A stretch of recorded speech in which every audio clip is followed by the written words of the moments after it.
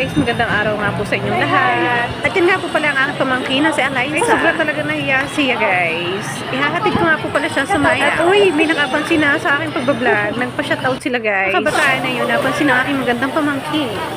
At nga pala guys, kami ay papunta na nga pala dyan sa Jollibee. Bago kami umuwi sa park sa bukid na ating ko. Yun guys, ako magbabayad na ng aking order. Tapos sa iyo, cashier. Hi, di mo na naka-vlog ka na. Guys, sa ating green content for today, mag-aatid nga po pala ako ng aking pamangkin sa Maya. Sa park, sa bukid. Pero bago kami guys, umalis diyan syempre, ay dumaan muna kami sa Jollibee para kumain muna kasi gutom na kami. Nga pala guys, sobrang mahihain talaga yung aking pamangking dalaga na yan.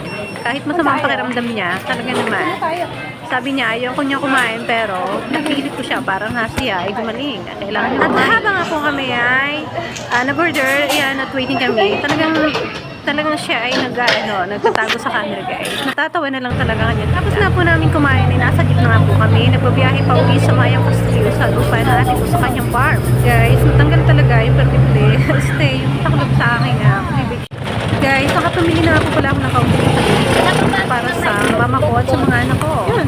Guys, kami ngayon nasa rescue na ako para guys, at yan, paspasan pa rin ang biyahe namin. So, nakakangabot yan magpaganda-ganda. Tapos tayo sa tricycle. Yan, kami na ako. At siya nga pala guys, sa kami nasa Mayaw na, sinalubong na ako ng anak ko. Dito sa bukid. Ay guys, pasensya na kayo sa kanya. Yan ang aking anak na si Janelle. At yun nga po pala guys, ang aking pasalubong kakaunti. At yun nga po pala ang aking nanay. May hawak ako pa talagang planggana. At ang aking anak na si MJ. Shout out sa inyo. Kaya may magagastos ang mahigit si Yan mama. nga guys, yung dalawa ay masaya na naman dahil dumating ako sa Kubo. Habang doon sila napasok. Guys, gusto talaga nilang sumama pagbalik doon sa aking apartment. Yun pala ang as diyan sa bahay na yan. Nagbabantay diyan sa lupa, sa lugar ng bahay ng ate ko. Guys, kinukuhaan ko nga pala yung video diyan sa may likod. Puro tanim na nga po diyan sa lugar na iyan. At nakuha pa ko. Hey guys, sa binatay yung maliit na kubo sa lugar ng ate ko talaga ay napakalungkot at napakainit nga po pala guys. Sa next year pa kasi matatransfer yung mga anak ko. Sa part ngayon guys, kinuhaan ko nga po ng video yung lugar diyan. Kita nyo naman, mainit maganda talaga guys ng lugar diyan at napakayaman din sa palay at tubigan. Ano nga po ang CR. At tinaas ko na ang aking camera guys. So, lap time draw. Napakaganda talaga mag-vlog pagdating sa bukid, you know guys. At yun nga po ang sabi niya talaga, gusto niya sumama. Talaga namang, lagi siyang pasunod-sunod sa akin. Gusto niya talaga sumama pa uwi. At ang saya niya. Sasama ko, ito na lang suot ko. Guys, yan yung aking munting pinatay yung kubo diyan. Pasensya na kayo sa kubo. Sa lugar ng bahay ng ate ko. Nakitirik lang ako guys dyan. At siya nga pala yun ay may sino. Habang nga po kinukuhanan ko, yung bintana, ay tinit na rin natin ang labas na yan. Yan nga po guys, may papaya, may kangkong, kompleto, may nagtitake ng vlog. Sakto nga po dumating aking anak na binatang panganay. Ano ba Ayan yan? nga nga po ng video. Ay pati ang aso'y kakaniba naman. Pagsalubong na naman Kaya pala sa practice pa, hindi akin. pa kayo makakasama sa school. Nandun si Ate Elay. Yan nga po guys, ang aking bahay sa Kubo, sa lugar ng ate ko. At yan guys, papalabas na nga po pala ako sa pintuan. At yan guys, patuloy tayo mag-voice out ngayon. Yan ay ang lola ko. Ayan, hello po. Yan ang aking lola. At siya nga pala guys, ito nga pala ang kubo ng ate ko. At yan nga po ang aking nanay. At yan ang aking hinatid na pamangkin na si Eliza. Napakaganda talaga. Sumana sa tita habang nagbablog na ako habang pa take ng own video. Sige. Pero masakit ang ngipin ko dyan guys. Talaga naman. Hanggang sa sintido ko. Ano nga talaga nangyari sa'yo? Bakit sa'yo lipstick? Ganda. Kaya parang nasa likod ko guys, ay ang aking anak na binata. At okay, lumabas-labas muna guys. Talagang wala kaming kapitbahay nga po pala diyan. Nagtitake ng video. Ako ay lumabas ng bahay. Kubo ng ate ko. At ako ay pupunta nga po doon sa manggang malaki na aking tambayan. Ay napakainit nga po pala ng panahon talaga. Ilang habang naglalakad sa init tayo mag-model muna. Habang maganda ang lugar, ay dapat kasing ganda natin ang lugar diyan habang mainit.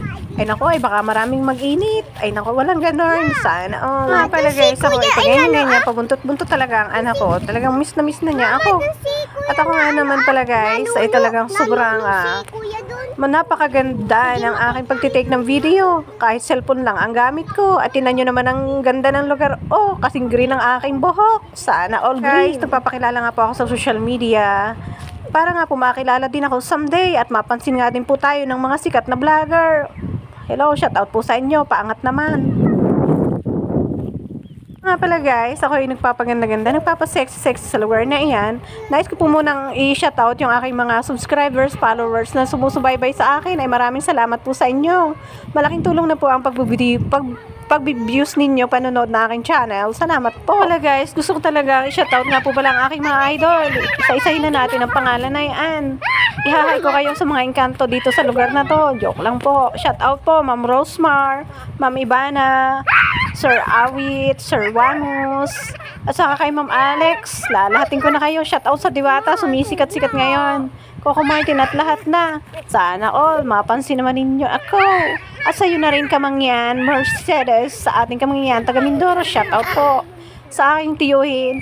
At sa nga po pala kay Papa Bear from Nueva Ecija, ay say hi, hello. Kalimutan si napakaganda nga pala ni Ma'am Sherry White. Hi Ma'am Sherry White, isa rin ako sa nagpapagandang katulad mo. Ay joke lang, ay hindi mo naman ako kasing sexy. Ay yan, ano naman na all sexy na lang. O kayong lahat, lakas po ng dating nyo sa akin. Inspirasyon ko po kayo, kaya nga po ako, pati anak ko kasama na rin sa pagbablog. So parents lang ako guys, kaya nga po nagka-idea ako mag-vlog. Maybe someday, sumikat din tayo, sikat. Sana all sikat. Pala guys, ay merong 4 na anak. Kaya nga pong bisita ko dyan, ay 3 estudyante kong napasok. At next year ko pa po sila makakasama kasi tatapusin nga po ang pag-aaral diyan sa farm, diyan sa Castillo Mayaw.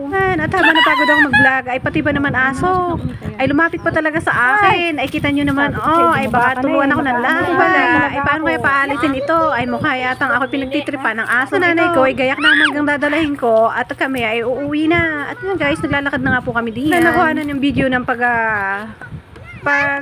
nung mangga sa akin. Ayan na nga po guys, daladala nung anak kong isa. At habang kami naglalakad, nakatanaw na naman ako ng mangga sa unahan. Guys, hindi natin palulusutin yung mangga na yan at tayo pipitas din. Ay, para nung makitang sariwa talaga. Manggahan nga po pala guys diyan sa lugar na yan. At yan nga napasok ang aking mga anak.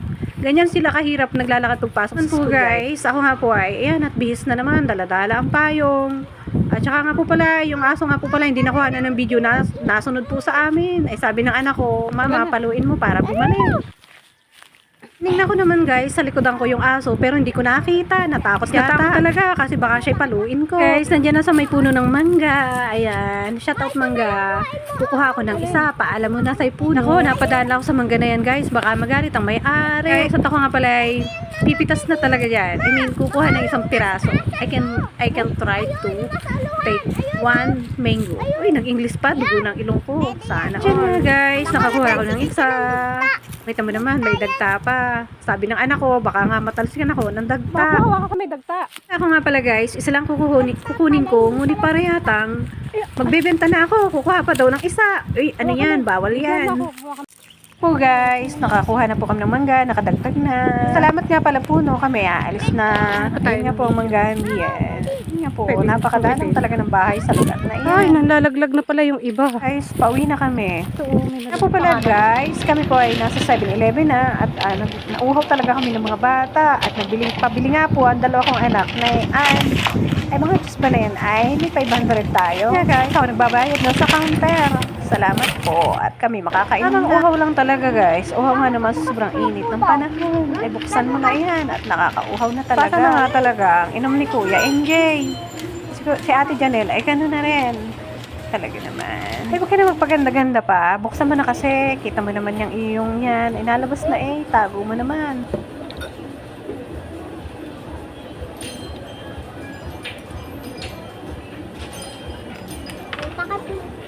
Nga guys, punta muna kami sa CR. At nga po, ay yung anak kong lalaki, kakainom nga po ng malamig na yon, ay talaga namang naihi na rin. Ay buti na lang, pinapasok kami sa tindahan ng appliances na yan. At talaga napaksyalan naman na CR nila, iihi lang pala. Sana all may ihi. Guys, nabadaan nga po ako habang napatingin din nga pala sa presyo ng aircon. Aba, ay napakamahal. Nakakaisip na, saka daw pagsweldo na. Maybe kung pasisweldohin tayo ni YouTube. Sana all may YouTube. Ay, nangarap ka, under-monetize ka pa. Guys, tapos na nga po umihili ng anak ko. Kami nga po ay plano nang lumabas sa lugar na iyan. At tapos na nga po mag-CR ang aking 2 anak. Sige guys, pauwi na kami. Guys, thank you for watching. Paki-subscribe, like naman po. Bahala na kayo kung mag-share kayo. Thank you so much for watching. God bless.